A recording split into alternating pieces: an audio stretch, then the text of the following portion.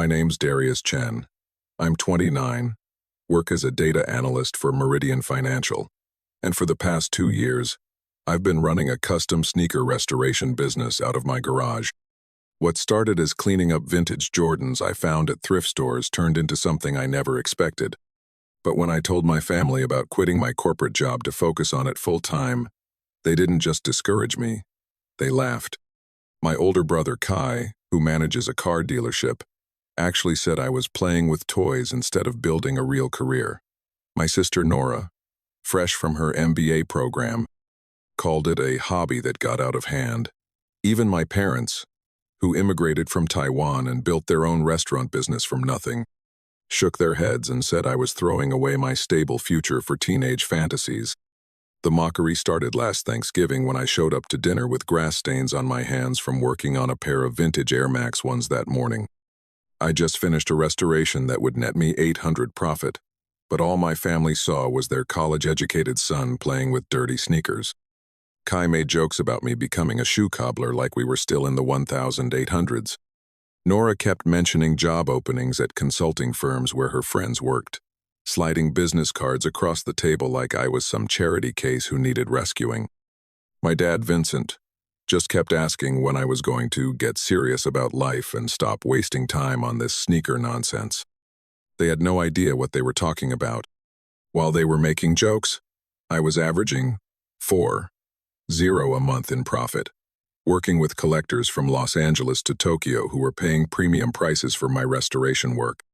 I'd developed techniques for colorway reconstruction that other restorers couldn't replicate, built relationships with vintage dealers who saved their best finds for me, created a waiting list of clients willing to pay $500, $200 per pair because they knew I could bring their grails back to life.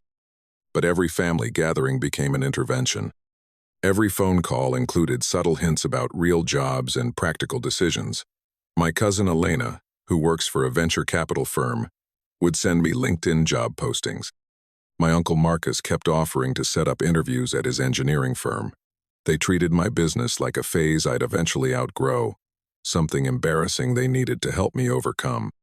The final straw came 3 months ago during my mom's birthday dinner. I'd just landed a contract with a boutique sneaker store in Seattle to restore their entire vintage collection, a 15-0 project that would take 6 weeks. I was excited to share the news, thinking finally they'd see this was legitimate. Instead, Kai interrupted me mid-sentence and announced he'd gotten me an interview at his dealership's corporate office. "Time to join the grown-ups," he said, raising his glass like he'd just saved my life. That night, driving home, I made a decision that would change everything. What my family didn't understand was the level of expertise I'd built over 2 years. This wasn't some weekend hobby. I'd invested everything into mastering this craft. My garage workshop looked like a laboratory. UV lights for sole whitening, heat guns for midsole restoration, airbrush stations for colorway matching, and over 8.0 worth of specialized chemicals and tools that most people had never heard of. I'd spent countless nights watching YouTube tutorials from restorers in Japan, learning techniques that took years to perfect. The Seattle contract was just the beginning. I'd been quietly building relationships with high-end consignment stores, private collectors, and even a few minor celebrities who'd found me through Instagram. My waiting list had grown to 3 months, and I was turning down projects because I couldn't keep up with demand while working my day job. The numbers were undeniable. I was on track to make 60.0 this year from sneaker restoration alone, working part-time hours. I'd developed my own proprietary methods for things other restorers struggled with, removing yellowing from translucent soles without damaging the rubber, reconstructing missing heel tabs on vintage runners, color matching faded leather panels so perfectly that experts couldn't tell where the original ended and my work began. One collector in Germany paid me $1,800 to restore a pair of 1,985 Jordan ones that other restorers had declared impossible to save. But beyond the technical skills, I'd built something more valuable: reputation. My Instagram account had 45.0 followers who engaged with every post. Sneaker blogs were featuring my work, I'd been invited to speak at 3 different sneaker conventions about restoration techniques. Complex magazine had reached out about featuring me in an upcoming article about artisans keeping sneaker culture alive. The business potential was enormous. Vintage sneakers were selling for 10, 0, 20, 0, sometimes more. Owners of these investments needed someone they could trust to maintain and restore their collections. I wasn't just cleaning shoes. I was preserving pieces of cultural history, artwork, and substantial financial assets. The market was growing every year as more people realized sneakers were legitimate collectibles. I'd already been approached by 2 different investors who wanted to help me scale. One proposed opening a physical storefront. Another suggested franchising my techniques to other restorers nationwide. A sneaker authentication company offered me a consulting position that would have doubled my corporate salary while letting me build my restoration business on the side. My family saw dirty sneakers and thought I was wasting my education. What I'd actually built was a specialized skill set in a rapidly expanding market, with established client relationships, proven demand, and multiple paths to significant growth. The only thing holding me back was time. Specifically, the 40 hours per week I was spending at Meridian Financial instead of focusing on what I'd already proven could be far more profitable. After that birthday dinner, the choice became clear. The intervention happened on a Tuesday evening in March. I came home from work to find my entire family sitting in my living room. Mom, Dad, Kai, Nora, even my cousin Elena and Uncle Marcus. They'd used my spare key, the one I'd given my parents for emergencies, to stage what they called a family meeting about my future. "We're worried about you, my mom, Lily," began, her voice carrying that tone she used when I was 12 and hiding bad report cards. "This sneaker thing has gone too far. You're almost 30, Darius. It's time to grow up." I stood in my own doorway, still holding my work bag, staring at these people who'd invaded my home to tell me how to live my life. Kai had printed out job listings from corporate websites. Nora had prepared a PowerPoint presentation on my laptop about career stability and retirement planning. Elena brought her tablet showing salary comparisons between data analysts and what she called gig workers. "We talked to your boss at Meridian," my dad announced, and my stomach dropped. "Mr. Patterson says you're distracted lately, leaving early, taking long lunches. He's concerned about your commitment." They'd gone behind my back to my employer, discussed my personal business with my corporate supervisor, violated my privacy, and potentially damaged my professional reputation because they thought they knew what was best for me.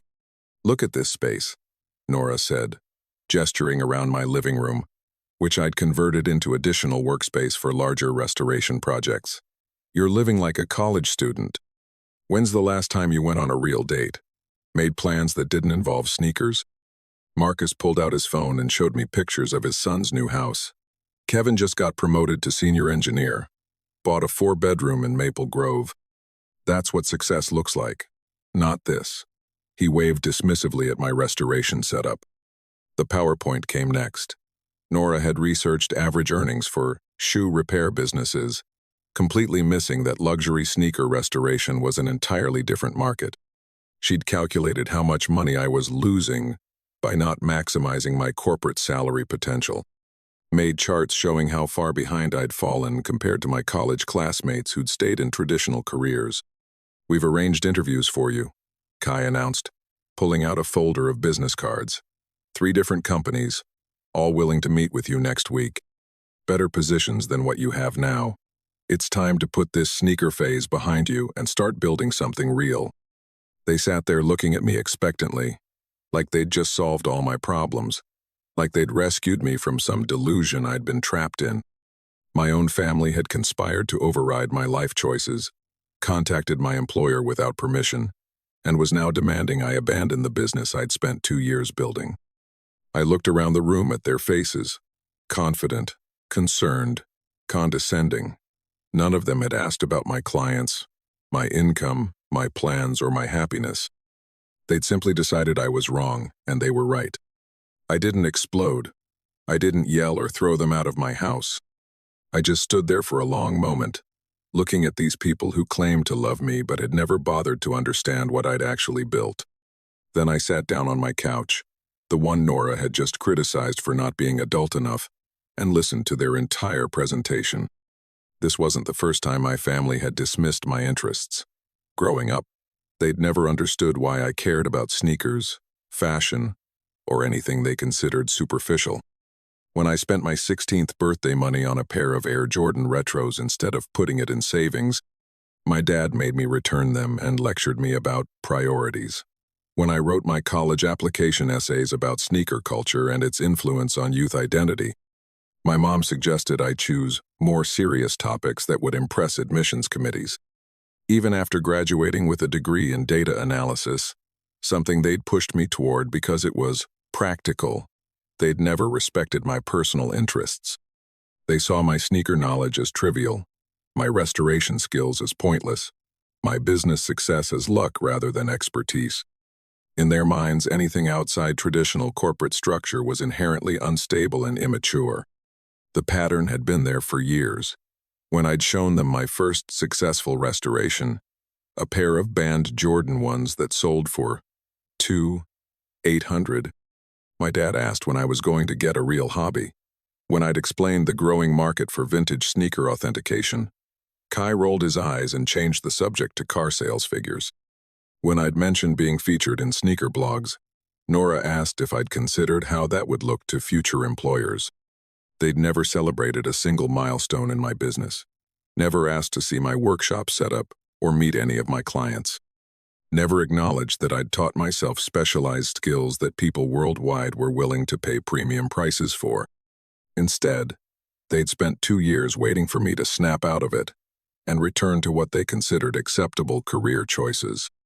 What hurt most was realizing they'd been talking about me behind my back for months, planning this intervention, contacting my boss, researching alternative career paths, all without once asking me about my actual experience running the business. They'd made fundamental decisions about my life based on assumptions and prejudices rather than facts or conversations. Sitting in that room, listening to Nora explain why sneaker restoration wasn't a scalable business model, I realized my family had never seen me as an adult capable of making informed decisions. They'd never respected my expertise, my judgment, or my right to choose my own path. Even now, staging an intervention in my own home, they were treating me like a confused child who needed their guidance to function in the world. They'd made their position clear. My success didn't count because it wasn't the kind of success they understood or approved of. After they finished their presentations and filed out of my house, leaving behind printouts, business cards, and a list of next steps they expected me to follow, I walked into my garage workshop and really looked at what I'd built. Hundreds of completed projects lined the shelves, each representing a client who'd trusted me with something irreplaceable. Tools I'd researched and purchased with money I'd earned doing work I loved. A business that had grown organically through reputation and skill rather than family connections or corporate politics. On my workbench sat the project I'd been finishing that evening, a pair of 1,990 Air Jordan Vs that had belonged to a customer's deceased father. She'd found them in his closet, yellow and cracked, and was willing to pay $200 for me to restore them so she could display them at his memorial service.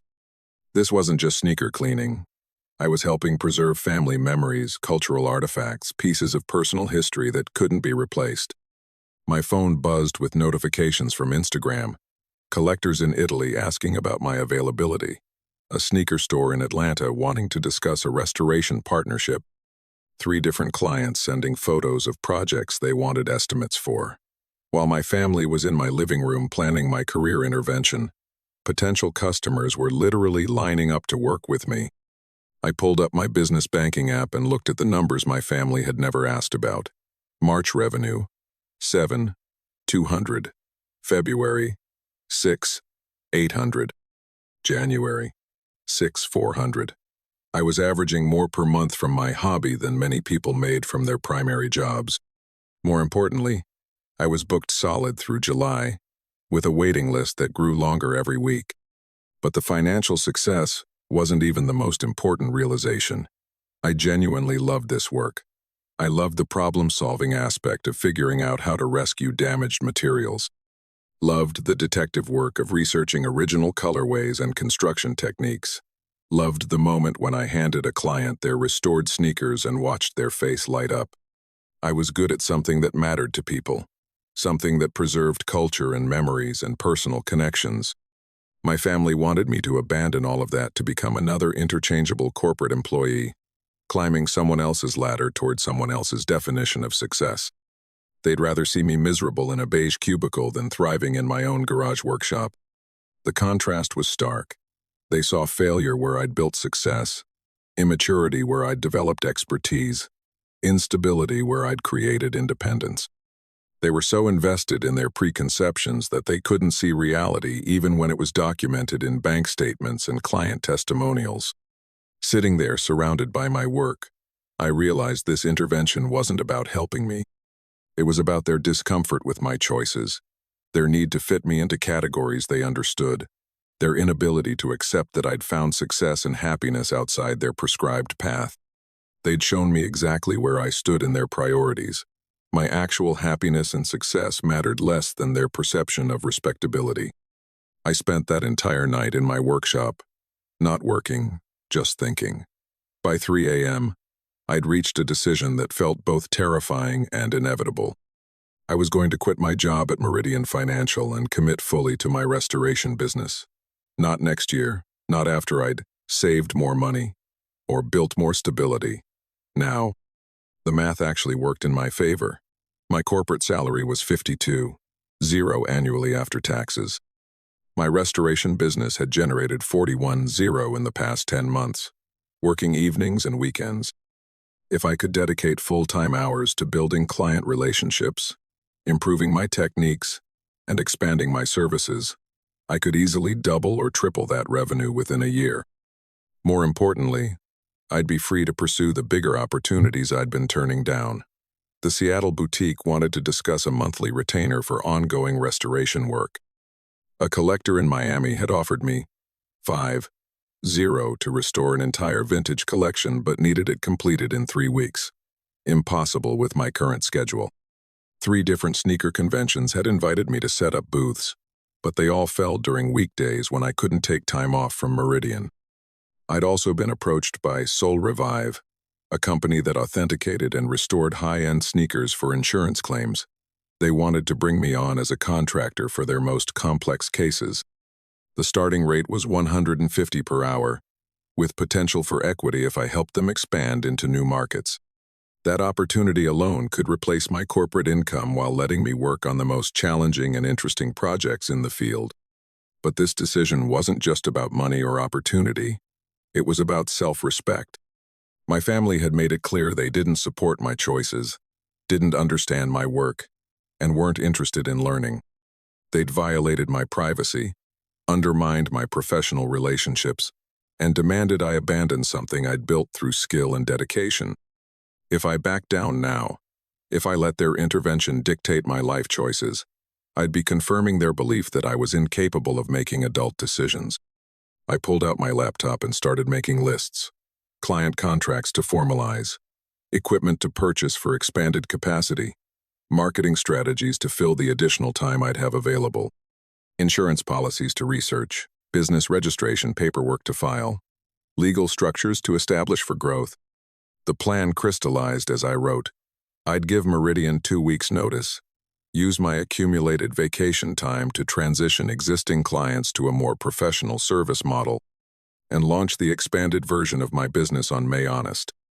I'd document everything: revenue growth, client testimonials, media coverage, industry recognition, so when my family inevitably questioned my decision, I'd have concrete evidence of success. Most importantly, I wouldn't tell them about the transition until it was complete. No more family meetings, no more unsolicited advice, no more interventions. They'd made their position clear. Now I'd show them the consequences of dismissing something they'd never bothered to understand. I looked around my workshop one more time, then headed to bed. Tomorrow, I'd start building the business my family didn't believe in. The next morning, I walked into Meridian Financial and submitted my resignation letter to Mr. Patterson. 2 weeks' notice. Professional and courteous. citing new business opportunities without elaborating. He seemed genuinely surprised. Apparently, my family's concerns about my distraction hadn't been as obvious as they'd claimed.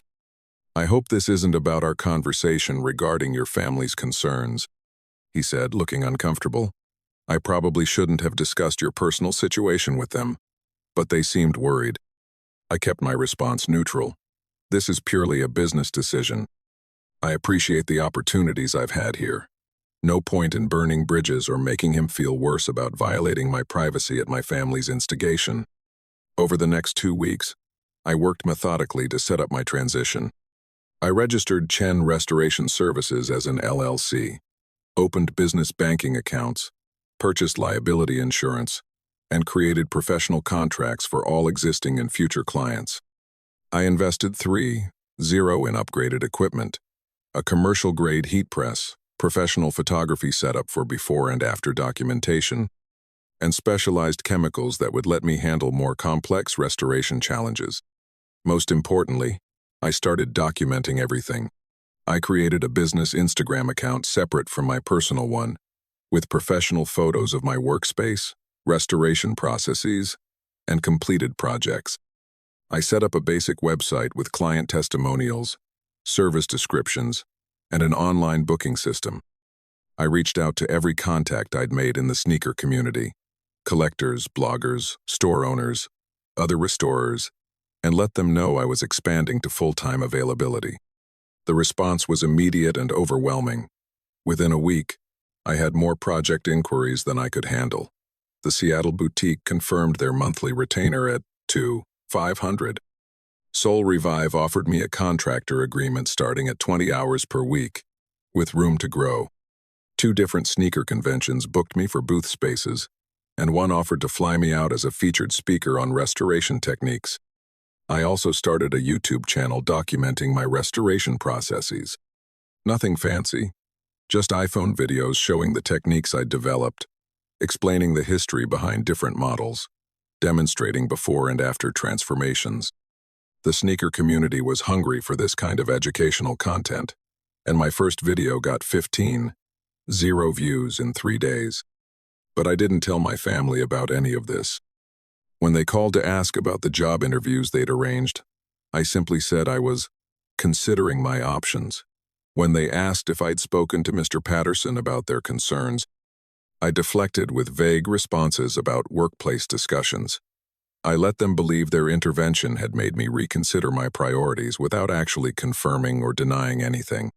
The beauty of my approach was its simplicity. Instead of arguing with their preconceptions, I was building evidence that would speak for itself. Instead of trying to convince them my business had potential, I was demonstrating actual success. Instead of defending my choices, I was letting results do the talking. By the end of my 2 weeks at Meridian, I had a 3-month project backlog, confirmed partnerships with 2 major companies, speaking engagements booked through the summer, and a YouTube channel growing by hundreds of subscribers daily. My family thought they'd won. They had no idea what I'd actually been building. My official launch date was May honest, and I marked it by posting a professional announcement across all my social media platforms. Chen Restoration Services is now accepting full-time clients, specializing in vintage sneaker restoration, authenticity verification, and collection maintenance, currently booking projects for summer 2024. The response was explosive. My Instagram post got over 2.0 likes and 300 comments from collectors, store owners, and fellow restorers congratulating me on the launch. Complex Magazine reached out the same day to confirm their feature story about my business. 3 different podcasts invited me for interviews about entrepreneurship and sneaker culture. More importantly, the business inquiries poured in. A collector in Japan wanted to ship me a dozen pairs of vintage Air Jordans for restoration. A consignment store in Los Angeles offered me an exclusive partnership deal. A sneaker museum in New York asked me to quote restoration services for their permanent collection. Within the first week, I'd booked 18.0 worth of new projects. I was working 12-hour days and loving every minute of it. No commute, no office politics, no corporate meetings about quarterly projections. Just me, my tools, and projects that challenged my skills while building something meaningful. My workshop hummed with activity from 7 a.m. to 9 p.m., and every completed restoration felt like a small victory. The YouTube channel exploded beyond anything I'd expected. My impossible restoration video series, where I tackled sneakers other restorers had given up on, was averaging 50 views per episode. Sneaker companies started sending me damaged samples to restore and document, knowing the videos would showcase their products to engaged audiences. I was earning $200 per month just from YouTube ad revenue, on top of my restoration income. 3 weeks into my full-time launch, I got a call that changed everything. Adidas reached out through my business website, wanting to discuss a potential partnership. They were launching a vintage restoration program for their classic models and needed expert contractors who could maintain their quality standards while working with customers' sentimental pieces. The initial contract offer was $80 per month, with bonuses for volume and quality metrics. But the real validation came from my clients' responses. The woman whose father's Air Jordan V's I'd restored sent me a photo from his memorial service, showing his sneakers displayed prominently next to his portrait, looking exactly as they had in his prime. A teenager in Detroit posted a TikTok video of his reaction to getting his grandfather's restored Converse Chuck Taylors back, crying with happiness at seeing them return to their original condition. These weren't just transactions. I was preserving memories, maintaining connections between people and their history. Meanwhile, my family continued asking about those job interviews, apparently unaware that I'd already moved far beyond anything they'd arranged for me. When my mom called to check if I'd heard back from the engineering firm Marcus had contacted, I realized they still thought I was unemployed and desperately searching for traditional work. They had no idea I was building exactly what they'd claimed was impossible: a stable, profitable, growing business doing work I genuinely loved. The confrontation came on a Saturday afternoon in late May. I was in my workshop, filming a restoration video for YouTube, when Kai showed up unannounced. He walked into my garage without knocking, looked around at my expanded setup, new equipment, better lighting, professional organization, and his face shifted from confusion to anger. "What the hell is this?" he demanded, gesturing at my workspace. "Are you serious right now? We had that whole family meeting, arranged interviews for you, and you're still playing with sneakers?" I paused my camera and turned to face him. "I'm working, Kai. This is my job now." "Your job? Darius, you quit Meridian to become a full-time shoe cleaner? Do you understand how insane that sounds?" I pulled up my business banking app on my phone and showed him the screen. "Does 23, 0 revenue in 3 weeks sound insane?" He stared at the numbers, then back at me. "That's not sustainable. You got lucky with a few big sales. What happens when the novelty wears off? You mean like it has for the past 2 years?" I opened my laptop and showed him my project calendar, booked solid through September, or like the partnership contract with Adidas I signed yesterday. His expression changed as he processed what he was seeing. "Adidas? The shoe company?" "The shoe company that's paying me $80 monthly to handle their vintage restoration program, plus bonuses, plus the other clients I'm working with, plus YouTube revenue, plus speaking fees from conventions." Kai sat down heavily on my work stool. "You're making more money than I am. Significantly more. And I'm just getting started." The anger returned to his face, but it was different now. Defensive rather than dismissive. "Why didn't you tell us any of this? We spent weeks worried about you, trying to help you get back on track. Because you never asked about my actual business. You decided it was failure without looking at any evidence. You called my boss behind my back, staged an intervention in my house, and demanded I abandon something I'd spent years building. When exactly was I supposed to share my success with people who'd already decided it was impossible? We were trying to protect you from making a mistake." I gestured around my workshop, at the dozens of completed projects, the professional equipment, the organized business systems. What mistake? Building something profitable, doing work I love, creating my own stability instead of depending on corporate employers who can fire me anytime. Developing expertise that people worldwide are willing to pay premium prices for? Kai looked uncomfortable. It's not what successful people do. It's sneakers, Darius. It's not serious. It's not what you understand. There's a difference. I showed him testimonials from clients, media coverage, industry recognition. This is serious to the collectors who trust me with irreplaceable pieces. It's serious to the museums that hire me to preserve cultural artifacts. It's serious to the companies that want to partner with me because I've built expertise they can't find elsewhere. The garage fell silent except for the hum of my UV curing station. Kai looked around again, this time really seeing what I'd built instead of what he'd expected to find. The family's going to freak out when they find out you quit your job, he said finally. The family freaked out when they thought I was failing. Now they can freak out about me succeeding. Either way, I'm done adjusting my life to manage their reactions. Kai left without another word, but I knew the conversation wasn't over. Within 2 hours, my phone started buzzing with calls from the rest of the family.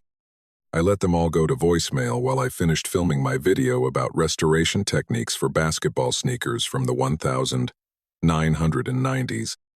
When I finally listened to the messages, the progression was predictable. Confusion from my mom, frustration from my dad, condescension from Nora, and disappointment from various aunts and uncles who'd apparently been brought into the family crisis. The next family dinner was scheduled for the following Sunday, my mom's monthly gathering that I'd never missed in 5 years. This time, I didn't show up. Instead, I was in Atlanta, setting up my booth at a sneaker convention where I'd been invited as a featured restoration expert. I posted photos on Instagram of my professional display, the crowds of collectors waiting to meet me, and the stack of business cards I'd collected from potential partners and clients. My absence from dinner apparently became the main topic of conversation. According to the texts I received afterward, the family spent the entire meal discussing my rebellious phase and debating whether they should let me fail or stage another intervention. The irony was incredible. While they sat around my parents' dining table analyzing my life choices, I was networking with industry leaders, booking new projects, and building relationships that would fuel my business growth for months. I made a conscious decision to create distance while I established my new routine. No more family dinners where I'd be interrogated about my career choices. No more phone calls where relatives offered unsolicited advice about real jobs and long-term stability. No more explaining or defending or justifying my decisions to people who'd already decided I was wrong. The business demanded all my attention anyway. The Adidas partnership was expanding faster than expected. They wanted me to train other restorers in their network, which meant developing curriculum and traveling to different cities for workshops. The YouTube channel had hit 100 subscribers, opening up new sponsorship opportunities with tool manufacturers and cleaning product companies. I was booked for 6 different conventions over the summer, each one paying speaker fees plus booth revenue. Most importantly, I was building relationships with serious collectors and industry professionals who understood the value of what I did. These weren't people who needed me to explain why sneaker restoration mattered or convince them it was a legitimate business. They were customers, partners, and peers who respected my expertise and were willing to pay market rates for professional service. The contrast with my family's reaction was stark. In the sneaker community, I was recognized as an expert whose techniques were worth learning and whose work was worth premium prices. At family gatherings, I was treated like a confused child who needed guidance to function in the real world. I chose to spend my time with people who valued what I'd built rather than those who dismissed it out of ignorance. 3 months into my full-time business launch, the turning point came from an unexpected source. My cousin Elena, the one who'd brought salary comparison charts to my intervention, called me on a Tuesday evening while I was working on a particularly complex restoration project. "Darius, I need to ask you something," she said, her voice different from the condescending tone she'd used during the family meeting. "I've been following your Instagram account, and I'm seeing things I didn't understand before. Are you really making the kind of money it looks like you're making?" I paused my work on a 1,988 Air Jordan 3 that would earn me 1. 800 when completed. Why do you ask? Because I've been researching the sneaker market for my job. We're considering investments in collectibles and alternative assets, and the numbers I'm seeing are significant. A client asked me about sneaker authentication services, and your name came up in 3 different industry reports. This was interesting. Elena worked for a venture capital firm that specialized in emerging markets.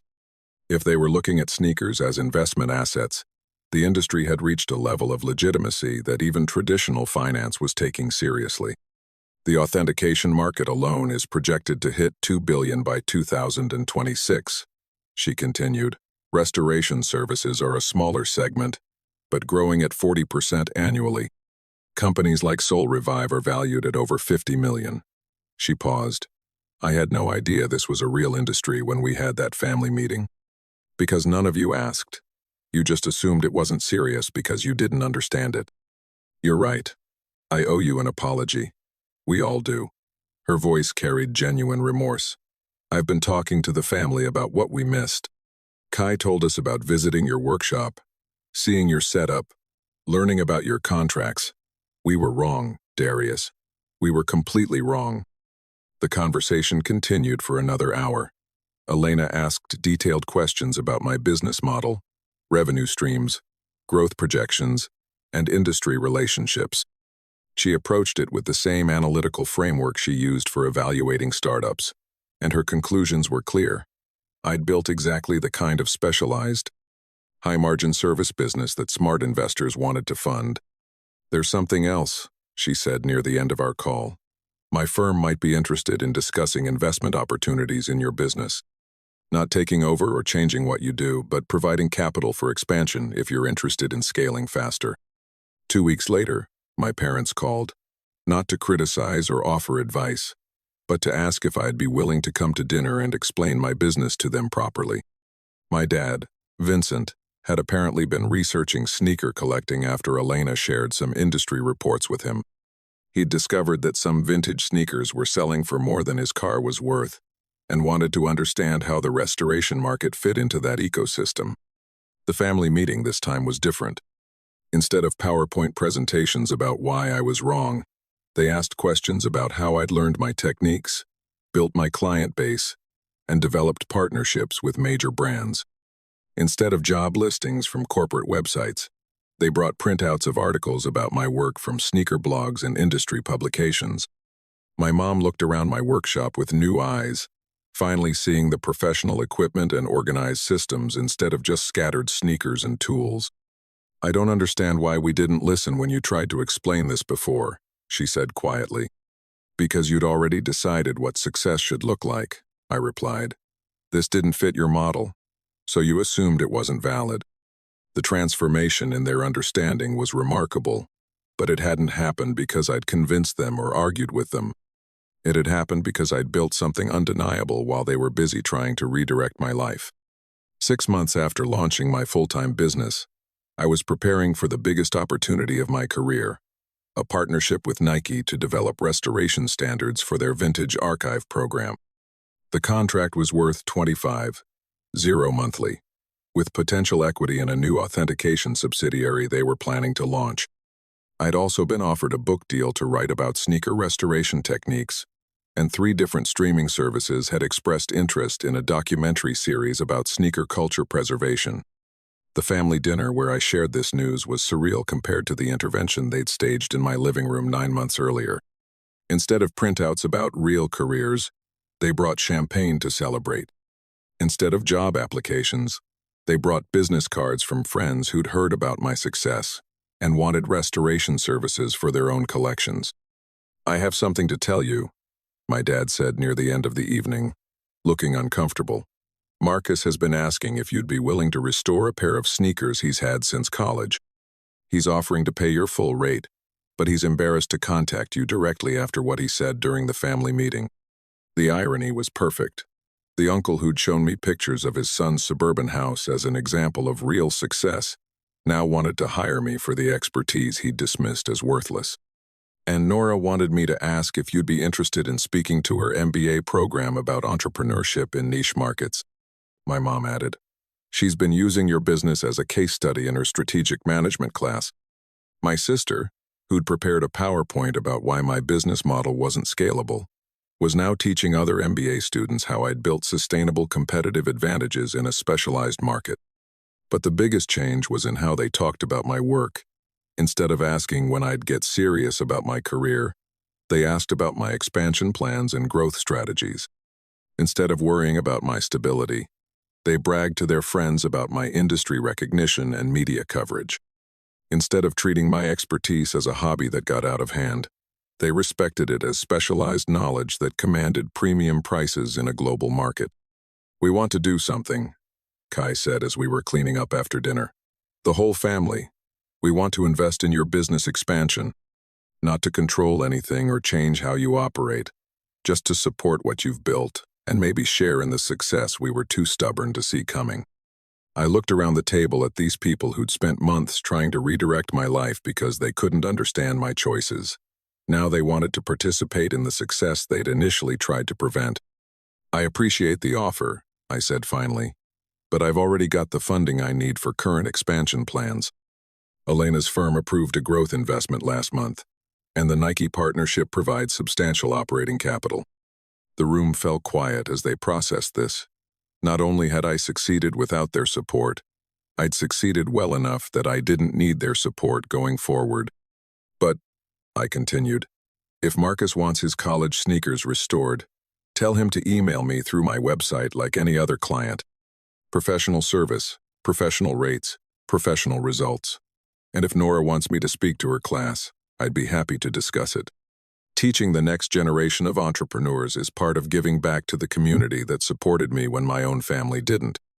That night, driving home to the house I'd bought with my business profits, a house larger than the one Marcus had used to lecture me about success, I reflected on how completely the dynamic had shifted. My family had gone from trying to save me from my poor choices to wanting to benefit from my good ones. The difference was that now, it was entirely my choice whether to let them.